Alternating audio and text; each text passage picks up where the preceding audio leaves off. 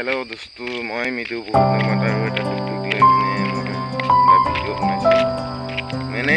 ভাল নাই লগা মোক কি জানে কৈছে কি বাংলাদেশৰ মানুহ তাতে আছে হিন্দু মুছলিম, তাত কি কথা ইয়াতোতো আছে মুছলিম হিন্দু, হ'লেও তাৰ মানুহ তাতে জন্ম হৈ থকা মানুহ যে কেনেকৈ এৰিব লাগে, বাংলাদেশৰ পৰা এৰি দিব কৈছে।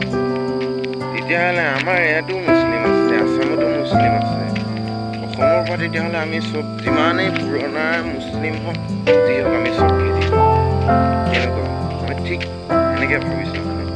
তাত যেতিয়া বাংলাদেশত এনেকৈ যদি আমাৰ মানুহ খেদি দিছে, হিন্দু মানুহ খেদি দিছে, হিন্দু তাতে ডাঙৰ হৈ তাতে থাকিছে, যিমান পুৰণা হ'ব তাৰ জন্মভূমি, এইটো তাই এৰি দিব নালাগে নিশ্চয়।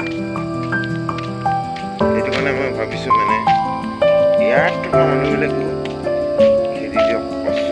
ইণ্ডিয়া গোটেই ইণ্ডিয়াৰ পৰাই খেদি দিয়ক, খতম কৰি দিয়ক। এটা কথা ক'ব বিচাৰোঁ, কথাটো হয় নহয় কোনে কোনে মোৰ ভিডিঅ'টো চাইছে কমেণ্ট কৰিবচোন, কমেণ্ট কেলৈ নকৰে? নিজৰ লগৰ লগৰকেইটাই আজিলৈকে কমেণ্ট নকৰে, হয় নহয় কথাটো ক'বচোন। যদি হয় হ'বই লাগে আৰু ৰাইট না য়েছ আনচাৰটো দিব লাগে। মোক আনচাৰ য়েছ ন দুটা আনচাৰ দিব লাগে। তাৰপিছত মই যিটো ভাবিছোঁ, যিটো কৈছোঁ পূৰা ইণ্ডিয়াখনৰ মানুহৰ কাৰণে এটা বাংলাদেশ ইণ্ডিয়া এনেকৈ বিভক্ত কৰিছে হিন্দু মুছলিমকৈ।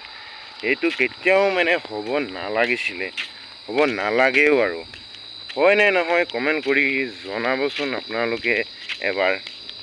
আকৌ ব্লেক টপিক এটাত লগ পাম। এতিয়ালৈ বাই বাই, অ'কে।